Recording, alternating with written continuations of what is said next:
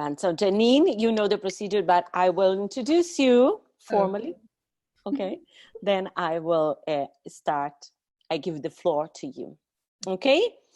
For the ones who don't know you, Jeannine, the pricing lady, it's such a pleasure to have you here with us today because, of course, your topic is of everybody's interests because price, fees, values, all these terms sometimes just drives everybody crazy, especially as entrepreneurs, but also the ones in the career ladder because you always have to negotiate the next promotion, etc. Mm-hmm. For the ones who don't know you yet, Jeannine is the Europe's most trusted pricing expert for small businesses, and I can confirm that. She is a certified pricing professional, an entrepreneur, and an European public speaking champion with 20 years experience in product marketing and pricing. Business owners hire her in order to learn the strategies and actionable steps to set, get, and manage pricing with more confidence so they can charge the right price and close more deals.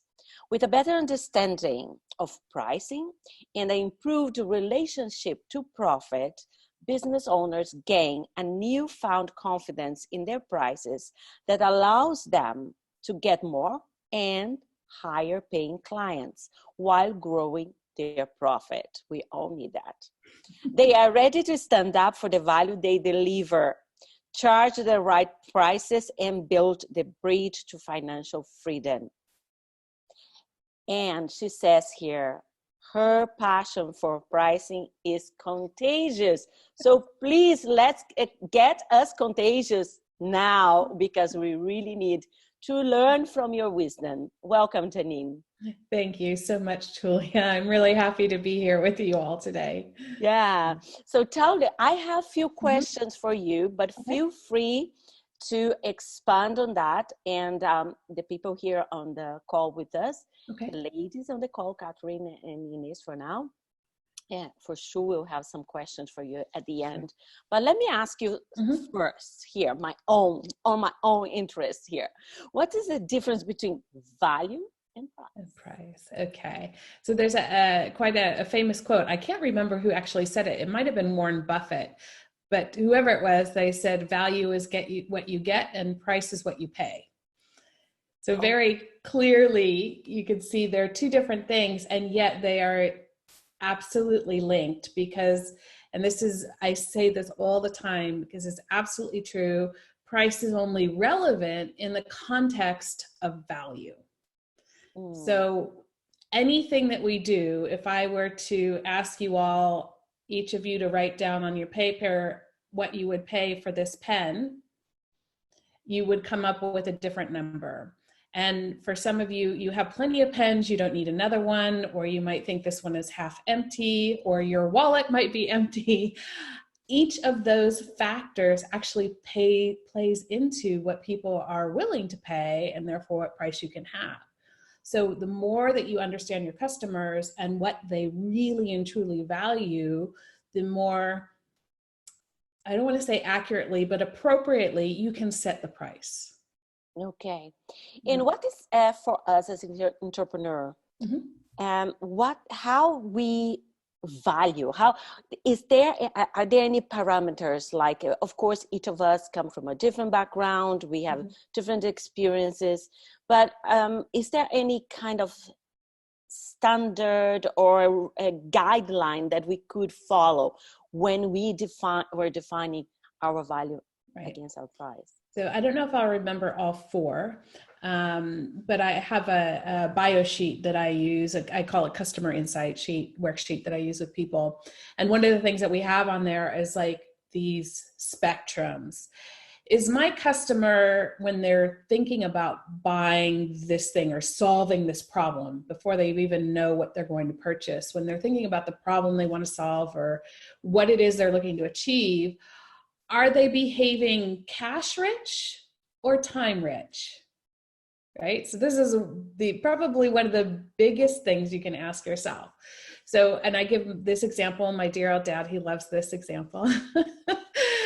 because he's at the center of it. When he and my mom wanted to come and visit from California out here to Switzerland. This was almost 20 years ago. And he asked me, how should we do it? And I said, fly as directly as possible and avoid Charles de Gaulle Airport. And so 2 weeks later, he called me back. He had been researching and he had saved $100 on each ticket. So $200 in total. And they were flying from San Francisco to Salt Lake City to Charles de Gaulle to Lyon, and then leasing a car to drive to Basel. My dad was behaving like he was cash poor and time rich.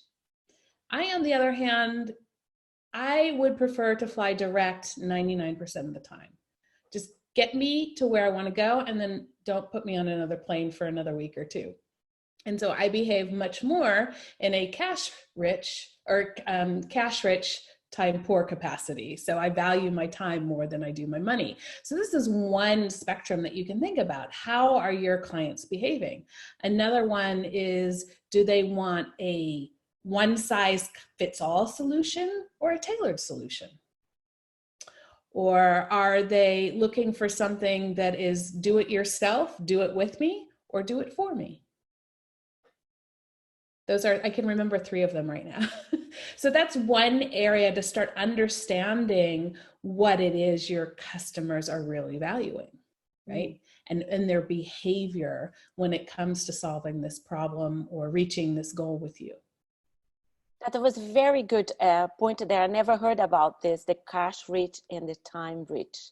Yeah, because it's always time and money, right? That's the struggle that we always, and we say it's the easy excuse to give before saying no, right?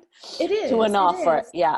And I mean, think about it in your own context, in your own life. And because in some areas, I mean, when it comes to gardening tools, my dad will spend every penny he has, and that of my mom and my brother and I, if we'd let him, because he loves to garden, and that's his thing. So we all, if you think about your own behavior and how you can utilize that understanding in terms of your customers, you also will gain insight there. And then you reach, you touch exactly the point about the value, because he values the gardening, he would go for it and pay whatever it needs because he values that. And that's where, when we say, if your client is not willing to pay your fee, is because you didn't communicate your value well. Do you agree with that? Or their understanding of the value is different, and a lot of times we make assumptions about what our customers really value. In all the years I've done these surveys called willingness to pay surveys, and we find that businesses tend to think that customers rank price as the number 1 criteria or number 2. And what we typically found was that it was usually number 6 or 7. Interesting. Yeah. Okay, I'm generalizing based on the studies that we did, but it puts it into perspective. It helps you to understand. And so our assumptions are very biased quite often when we do these things and we think about them. So you always have to go and then test those assumptions as well. Yes, yeah. There's one that I share with you here that I heard the other day that I love it. And it's already on my list, which says that, I don't know who said that originally, but it is something like this. The assumption is the mother of all fuck-ups. I think it's a very good one, because it's always like this. When you assume something goes wrong. Right. But Jeannine, another question here is, why do you, for your experience, why you believe people struggle so much about pricing their services? Right. So more than services than products, right? Not necessarily. The reasons behind it may differ slightly, but they're very similar. And I had just made a couple of notes about this, and I want to just check something real quick that I wrote down, because it was really good and I haven't said it before. So the first thing I think that people struggle with is they don't know how. And anything that you do in life, if you don't know how to do it, it's going to be difficult. Yeah. You don't know how to ride a bike. It feels difficult. You're having your first child. It feels much more difficult than the second one or the third one, in different ways. So I'm generalizing here, but of course, nobody ever pulls us aside in school and says, well, this is how you price something. Even in business school, when they talk about pricing, they're talking about it at a level that is theoretical as opposed to practical. And so people don't really gain that knowledge anywhere unless they learn it by doing it over time, or then they find people like me who can help them with that. The second thing is that they're focusing on the wrong things. So I was just writing the tip of the week this week, which is stop focusing on cost all the time. And even for service-based people, we're always focused on time. What is my time? What is my time? And that's cost plus thinking. Now, you want to understand your costs and understand your profitability, but in order to set your prices, you need to be focused on other things, not on your costs. And the best way that I can express this to you is the last time you bought an apple, did you calculate how much it costs the store, the co-op, the Negro, whoever it is, to get that apple there to you? And if you didn't, how did you know what to pay for it? Yeah, so I'm being a little bit flippy here, but I hope it gets the point across that if you're focused on the wrong things, even for service-based businesses, we tend to focus on the competition a lot. However, we have to focus on them if we're going to in the right way. And just because, Susie's lemonade stand is priced here doesn't mean that I have to price mine just above or just below or at the same place as that. It goes back to what's the value that I deliver? Am I delivering it in a better way? Am I communicating it? Even if I communicate my value in a better way, and we're offering the same thing, but if I communicate it in a better way, I'm going to have an advantage and I'll be able to potentially charge more for it. So we have to focus on the right things. And then the last piece here is really that we're telling ourselves on some base level that I shouldn't, I'm not worthy of this. I don't know how to do this. I hear all the time, oh, I want to be fair to my customers. So this is like this whole cauldron, if you will, of core beliefs that we have around money, success, and worthiness that actually kind of trip us up and get in the way. And for your experience, do you think women, we have more difficulties in terms of when pricing our services and products? I think that we do, because I think that the way that we're raised, our relationship to money is generally a different one. Now, I have a couple of clients who don't get it when I say that, because they're like, well, this is what I charge and that's what people pay. What do you mean? But I think most of us don't have the advantage of thinking that way about these things yet. So yeah, I do. And what I see a lot from women is this fairness thing. So we want to be fair and we want to be nice. And in our efforts to be fair and nice, the person that we're least fair and least nice to is ourselves. Yeah. I had a client last week who she started a business that is focused on sustainability and responsible clothing. Let's see, it's in the fashion fabric industry. And she goes, I pay all my employees really well. And I want to have really fair prices so that everybody can afford what I make. And she goes, but I'm not paying myself. I said, are you paying yourself anything? No, because I want to be fair to everybody else. And I said, yeah, but you have, in order for you to continue to be fair to everybody else down the line, you have to be fair to yourself as well. And it's not really fair if you're not including yourself in that fairness arena. And on that sense, from my own experience as being an entrepreneur for many years, I feel like this is also a misconception when someone starts a business and becomes an entrepreneur and don't really know what it's needed to run something, because you cannot sustain something like this. And the paradox is she's doing something sustainability and she's not create something sustainable. We had a good laugh about that. Yeah. Yes. because, but people are like this. Yes, yeah, I understand where you're coming from, and I believe so. That's very unfortunate, and I think there is now, it's a difference. It's not being fair. It's not. I'd say it's more not knowing what it takes to run a business. Right. Right. Well, and to me, it's also, it's partly that, but it's also, I think, especially women, men as well, but especially with women, there tends to be this conception that if I want something, it makes me greedy. If I want something for myself, it makes me greedy. And it can be money, it can be time, it can be all different kinds of things. And we're told all different kinds of things, and we see all different kinds of things. You know, people are revered when they, you know, go and do all their charity work and they give up everything. And it's great to do those things, but I would bet that most of those people also take very good care of themselves, but you don't see that. And so, you know, it's the same thing here with the pricing. It's not just an act of self-care. It is actually you being able to be there for your business well into the future in the long term. And that to me is really what it's about.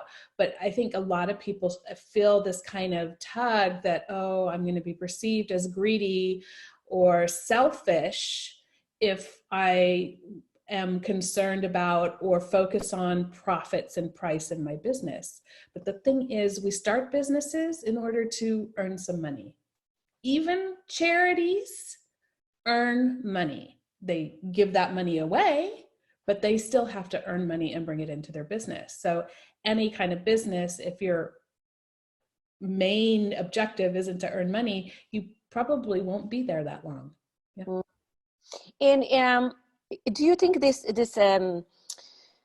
differences and limiting beliefs, let's put it that way, I don't like too much that word, but anyway, that is expression, but you think these can be also cultural related from your experience? I know you work internationally, so is there any difference between countries? And Absolutely. Last year I had a client who was from the Netherlands but living here in Switzerland, and she just couldn't charge Swiss prices. But of course her business was just absolutely struggling. And you know, we had a long conversation about the fact that, okay, if you're going to live here and work here and your clients are going to be here, then in order to have a business for the long term, you're going to have to adjust what you do in your pricing, adjust your cost basis, change what you're offering. Doesn't mean you have to change the price necessarily. There's lots of different things that you can do, but something has to give one way or the other. Yeah. I mean, there's only 4 things that affect profitability in any business. And that's price, volume, fixed costs, and variable costs. And even in a service business where you don't have variable costs, generally, you have the factor of time, which is limiting. So, and that's it. That's all there is. There's nothing else that will drive your profitability. Those are the only things that are there. And so if you're not okay with adjusting your prices, that may be fine, but then something else is going to have to shift in order to get you where you need to go. And I'm curious here, when you say your client there could not charge Swiss prices, which we know is they're outrageous. She didn't want to. She felt this internal struggle, disgust and turmoil. Interesting. Because of her Dutch upbringing. Yeah. Is it related then also with the self-worth?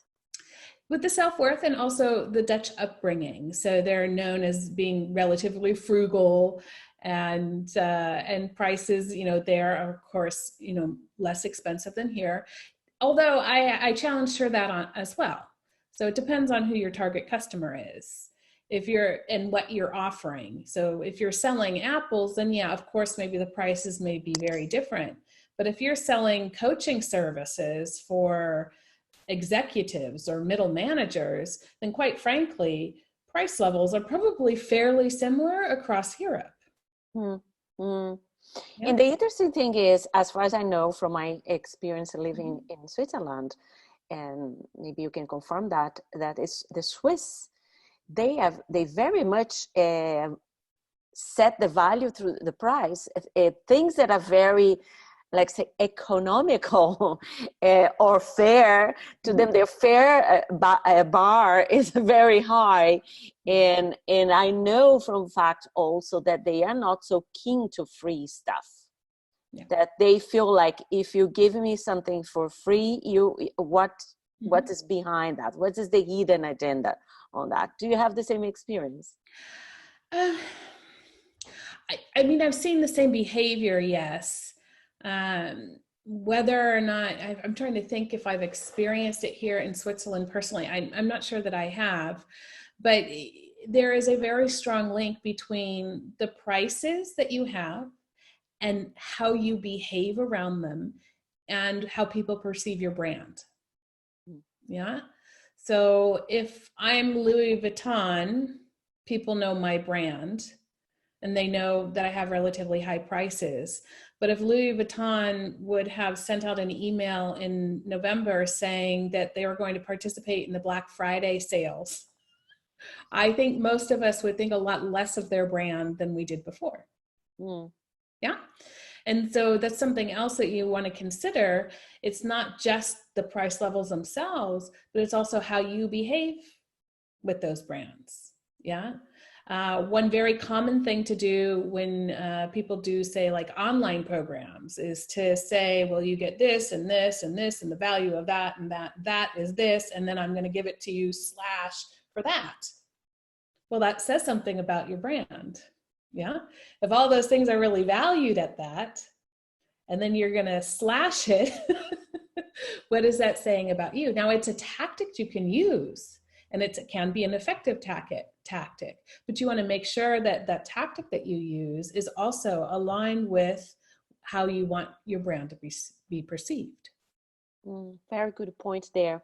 I have one more question for you, and then I would like to ask to leave the floor for the ladies here in this call.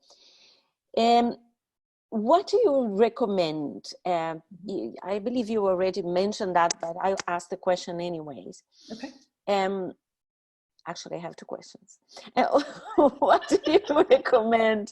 What do you recommend? Like, if I have to price myself like for a service right now, what is the first thing that we should have set ourselves, like setting our mindset? That's is it in a more general frame, like what we should just say, set your mindset for your pricing now. Do you have any kind of mantra on that level? Good question. Do you understand my point? Yeah. So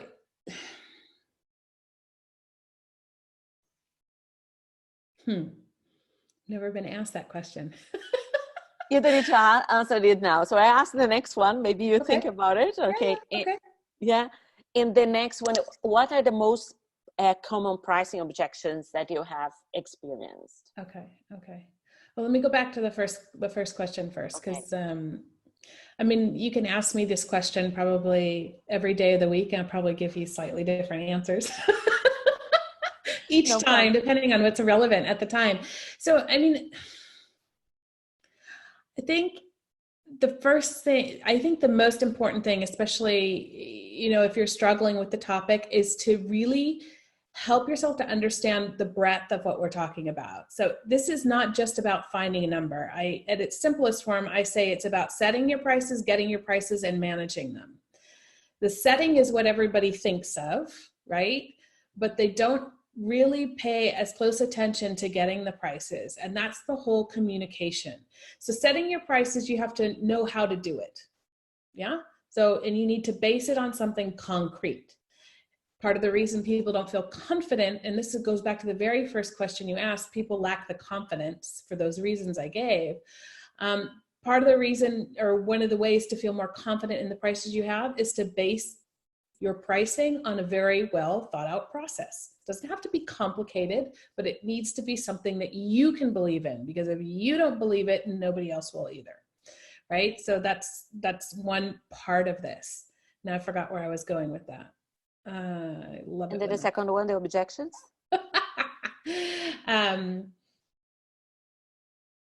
So first of all, make sure that you're clear on what you're basing on. The second part is getting. So getting the price is about being prepared.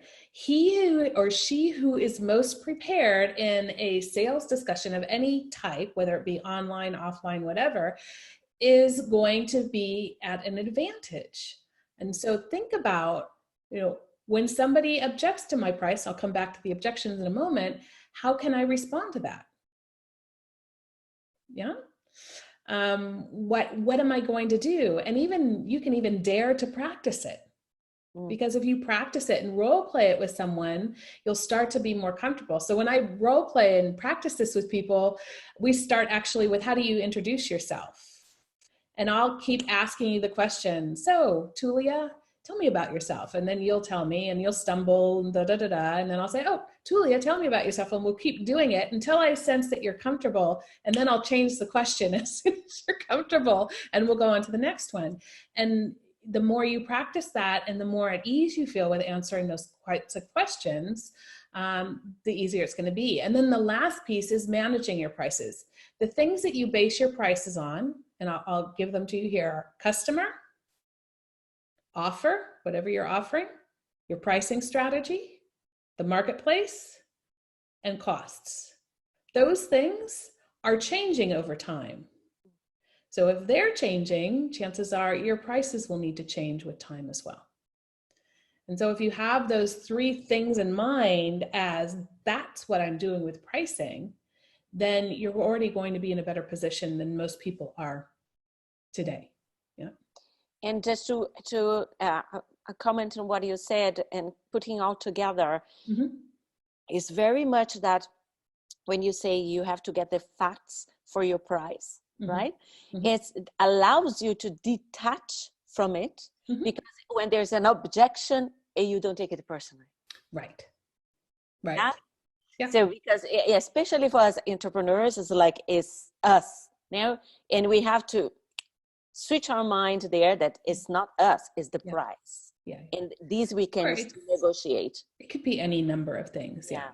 Yeah. So you also asked about objections. Yes. Yes.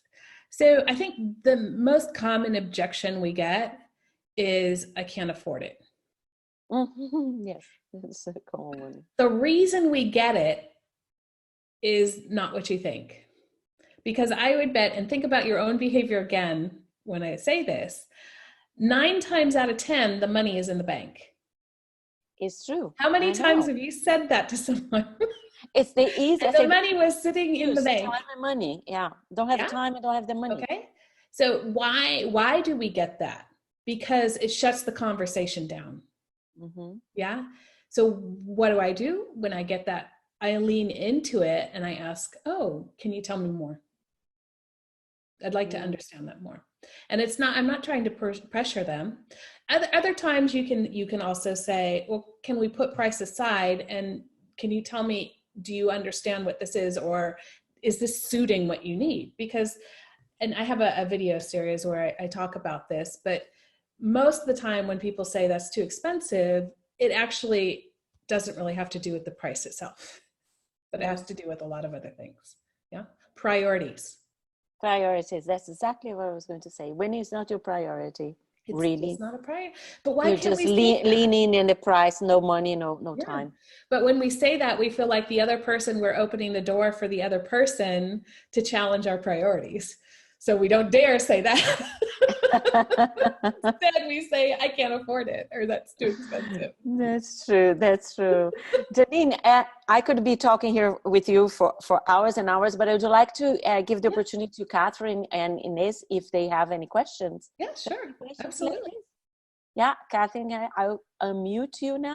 So thank you. Really, really interesting, Jeannine. I've written some notes down. I have a few questions, but I think I'll start with this one. It's in terms of the ethical boundaries of selling. I was listening to a call by someone they'd done a sales call and they were reviewing the recording, and the instructor was basically urging the trainee to try and put the price of the course on a varied amounts of different credit cards. And really, to an extent, a little bit of pressure on the person. And I think where are the boundaries? Because I felt that had crossed the boundaries of being an authentic sale. I think it's our job as entrepreneurs or business owners to make it compelling and then make it easy for them to buy. Right. Just understanding your opinion on that. Yeah. So what I tell people all the time is, for me, we're going to talk about values now instead of value, is you want to do these things in a way that's aligned with your own personal and your company values. So for example, I talk a lot about pricing or psychology tactics. And some people think they're evil. Some people think they're a lot of fun. Yeah. And if you're someone who thinks, oh, you know, that's too manipulative for me, what I tell people is, okay, don't use it as an active tactic, but make sure you understand when you're using it by accident so that you're not doing something that is hurting your business or the customer. So I think my point here is to do what feels right for you and your customer. I agree. I wouldn't encourage someone to go into debt to do one of my programs. Yeah. In that way. I mean, if somebody wants to borrow money from someone, I won't, you know, I wouldn't say don't do it necessarily, depends on the situation, but I'm not actively pushing people to come up with ways to pay for things. That's not the relationship that I personally want to have with my customer. And that goes back to my values. My core values are trust and respect. And I wouldn't find, if somebody tried to do that with me, well, I'd probably been off the phone with them before we even got to that point, quite frankly. Yeah. Great, thank you. I do have other questions, but I just want to open it up if the other lady has questions. Ines? Not a question, but maybe a tiny situation. I'm not an entrepreneur. I'm employed in a consulting company, but before Christmas, I negotiated a new contract, and for me, a massive salary increase for the new role. And I went through a negotiation program, coaching, and I think one of the key elements there was, as you said, preparation, because I did a hell of a lot of research about other competitors and just really to understand the pricing structure and or the salary structure in that respect, but also understanding the pain of the company. So what is then the offer, the value that I bring to, but I can only bring a high value if I in detail understand the pain of the company and the pain of the department, and actually the personal pain of the person who is going to sign the contract. So there is a lot of questioning and research and negotiation skills into that until I then drop my number. And for me, it was also a huge. It was a huge step. Also being confident to dropping this number, because I was scared of this number myself, and having, let's say, in the back of my mind, it's about business, no drama, just business, just facts, no drama, and just really detaching myself as much as possible emotionally from these figures, and it worked out quite well. Oh, congratulations. Congratulations. Yeah, that's very exciting. Yeah. And you're right. I mean, there's an element of it that's related to the preparation that you did. Yeah. So you felt more confidence in what you were presenting and what you were communicating to them, both in the context of the value and then when you got to the price, and then also creating this detachment from maybe not the price, but also the outcome in a sense. I mean, you've done your work, you know. I think a lot of times when people get too caught up in the outcome, you know, clients or whoever's on the other side of the negotiation table, they sense that. They may not be aware of it, but they sense it on some level, and it also influences how things go along. So, you know, my whenever I go into a conversation with a client, my intention is to find the best solution for them. Yeah. And sometimes the best solution for them is sending them somewhere else. at least in my opinion. But, you know, also what your intention is going into it is also very important. Yeah. Good point there. Yeah. Catherine? Okay, so you touched on this earlier, Jeannine, and I've seen a lot of this on websites and on sales seminars where they'll give you the price of the course, and then they'll give you this bonus, and then this bonus, and then this bonus. And they've kind of set the prices for all these bonuses at X amount, which some of them are actually quite fantastical. I'm not quite sure how they got to those prices, but my question is, do people actually believe those anymore? And is it a good marketing tactic from your perspective? Again, I think it depends on your strategy.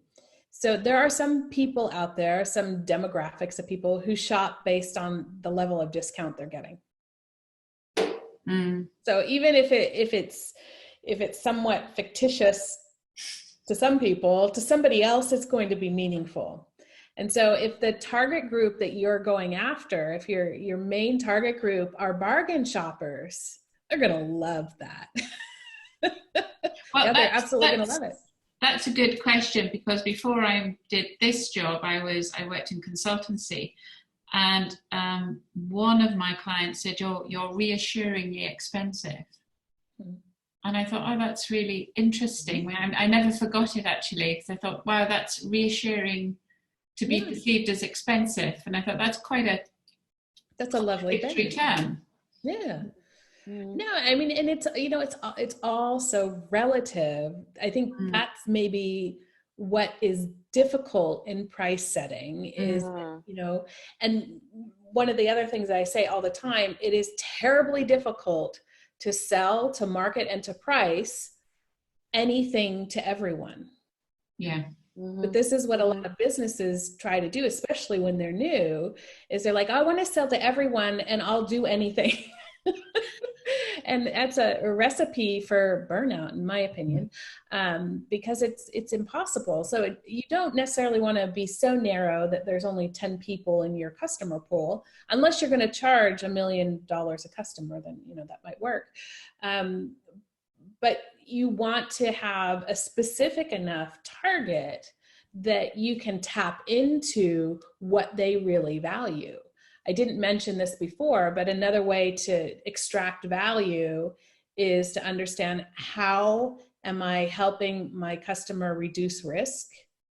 How am I helping them to bring economic efficiency, either time or money? How am I helping them to, there's two more.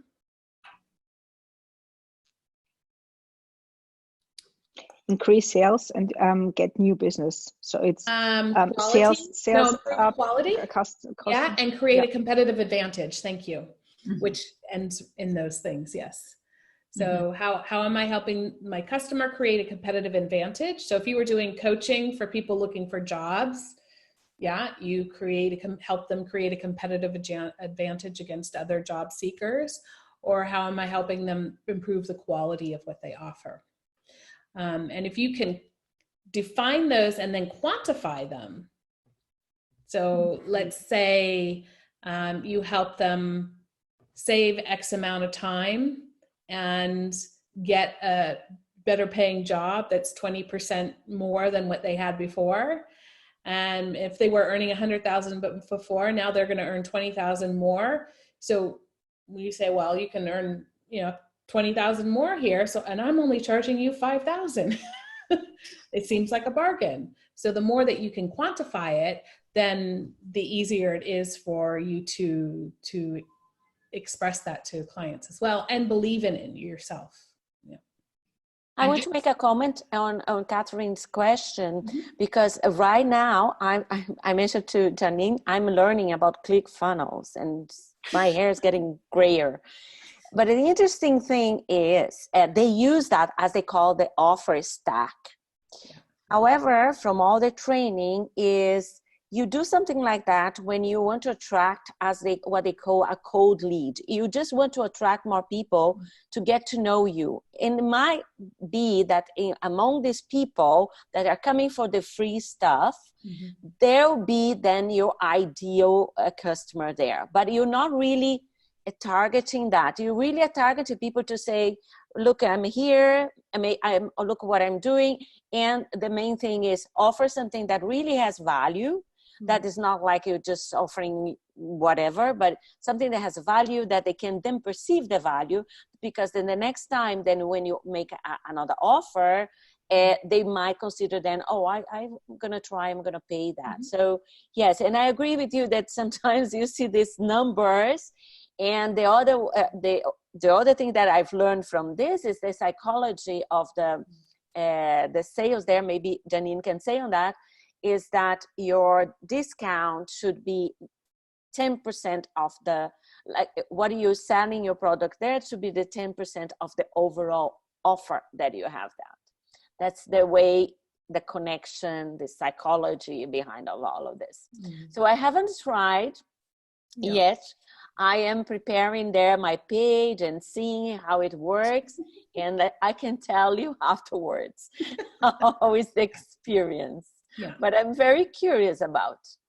Yeah, and another thing to keep in mind is that if in with your cold cases, or with the first thing that you do with people, if you offer big discounts, you also create the expectation that later on you'll be open to discounting. So, and you can also accidentally, it's a little bit of loose, you'll see what I mean in a minute, loose definition of that, but accidentally train customers for what is bad behavior both for them and you. So if you think of a traditional, like a vacuum company that sells vacuums, back in the olden days, they had salespeople who went out and demonstrated vacuums, and they had certain quotas they had to meet each month. And if they got towards the end of the month and they weren't meeting their quotas, what would they do? They'd start dropping prices. So then people would find that out from their neighbors. Oh, if you wait until the end of the month, you might get a discount. Okay, so then everybody waits the month. The company gets in the same situation the next month. It gets even worse. They drop prices further, and it's not good for the customer in the long term, because the business may not be there anymore to, produce more vacuums or service the vacuums later, and the business itself, it's not good for. So you have to pay attention to how your behavior is actually training customers as well, because you may be inadvertently or accidentally training them to do what I would call poor business behavior practices. Yeah, I agree. I worked in the FMCG sector for many years, and the supermarkets actually trained customers to buy certain products only when there was a buy one, get one free or stuff like that. You're absolutely right. You've got to be really careful. And I think also with all the discounts, you've got to be careful that you're consistent, because customers talk to each other. They do. And I've been at a seminar where people were paying different prices, and it was an almighty hot mess. Yeah, but even though the quality was excellent. I don't think any two people on a plane paid the same price for a plane ticket. I flew first class once from London to New York on an economy class fare because I upgraded with miles to business class, and then the flight was overbooked, and I was the only single person traveling in business class. So in order to get one more person on the plane, they upgraded me to first class. I think I paid like $600, because this was almost 20 years ago. I think I paid like $600 for my ticket and flew first class. Lucky you. Yeah, it was wonderful. I was so excited, but but yeah, I mean, in some industries, it's okay. It's accepted because we don't really have a choice. But in other industries, it would send people into a tailspin. Imagine if each of us walked into the local grocery store and paid a different price for our apples. Which actually is happening. If you buy at certain times, some of the shops are doing that. So if you buy at times when it's less busy, they do discounts. So some small stores are doing that. Yeah. Which is interesting. I don't know how successful it is, but Yeah, if you start paying attention to what's going on around you as you're a consumer, you will also notice a lot of things. You know, you can walk into a store without ever knowing anything about the store. You look at the price tag and you can make some pretty good guesses about how they're positioning themselves. Yeah. So I have just, one final question. I was watching a webinar on putting prices on your website. Okay. And he concluded all the research that he'd done, yes, you should. So what's your thoughts?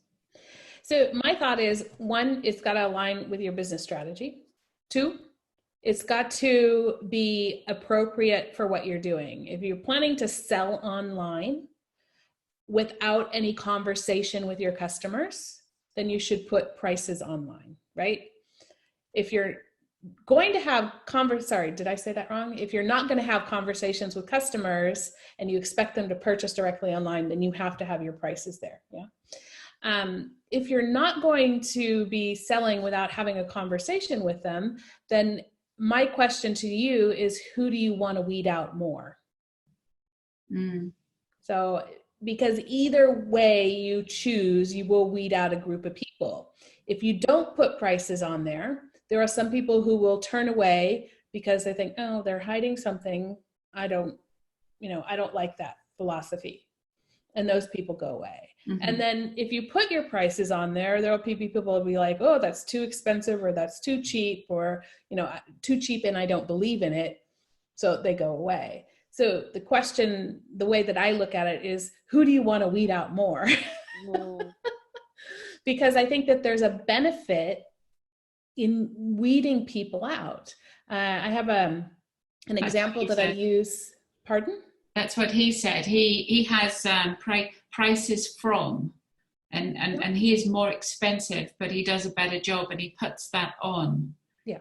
But he puts that price from this price. So he said, with a web, it can be as much or as little as you want, but we don't do anything beyond this level. And I think he must sift out a lot of people. Starting from up to, those are good phrases. The other thing that you can do is, and this is the example, there's a photographer, a wedding photographer, his pricing page says, yep, it's going to cost you $2,000 at least to have me photograph your wedding. Are you okay with that?